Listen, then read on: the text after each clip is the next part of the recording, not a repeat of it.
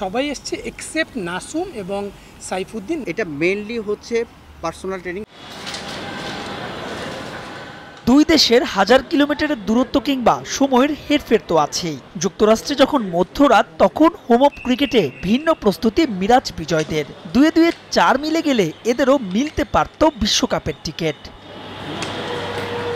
যারা সংক্ষিপ্ত সংস্করণে সাদা বলকে আগেই বলেছেন গুড বাই কিংবা আছেন শুধুমাত্র সাদা পোশাকের বিবেচনায়, সেই মুশফিক মুমিনুলরাও আছেন প্রস্তুতির তালিকায়। আছেন জাকির, সোহান, দীপু, রনি, ইমনরা। আনুষ্ঠানিকভাবে শুরু হলো চলতি বছরের বাংলাদেশ টাইগার্সের ক্যাম্প। প্রথম দিন তালিকায় থাকা 21 ক্রিকেটারের মধ্যে অনুশীলনে ছিলেন না কেবলই নাসুম আহমেদ আর সাইফুদ্দিন। দুজনের কারণটাই ব্যক্তিগত। 3টা ফেজে হবে। প্রথম ফেজ যেটা হচ্ছে ঢাকাতে, যেটা আপনার 30 তারিখ পর্যন্ত। সেকেন্ড ফেজ হবে সিলেটে এবং থার্ড ফেজ হবে হচ্ছে চিটাগংয়ে।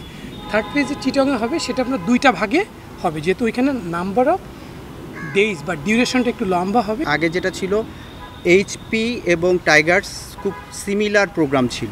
এখন যেটা হচ্ছে পিওরলি যারা ন্যাশনাল পুলের মধ্যে আছে, রিসেন্টলি খেলতে পারে এরকম প্লেয়ার নিয়ে আসলে টাইগার্সের প্রোগ্রাম শুরু হয়েছে এবং সারা বছর আমরা এটা প্র্যাকটিস করব।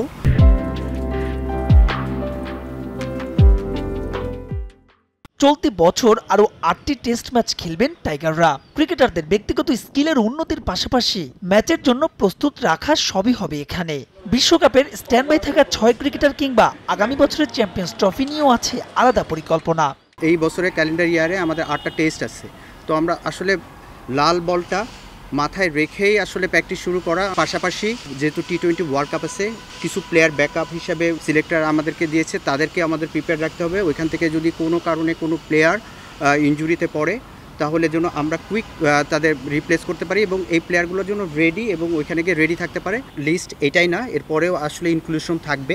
কিছু প্লেয়ার দিবে যারা ওয়ানডেতে আসলে এই টিমের মধ্যে থাকতে পারে, তো সেই ক্ষেত্রে আমরা তাদেরকে সেভাবে প্র্যাকটিস করাবো। সিলেট পর্বে বাড়তে পারে ক্রিকেটারের সংখ্যা, যোগ দিতে পারেন মোসাদ্দেক, সাইফ হাসানরা। সারা বছরই বিশেষ এই প্রোগ্রামের আওতায় ক্রিকেটারদের জাতীয় দলের আবহ দিতে চায় বিসিবি।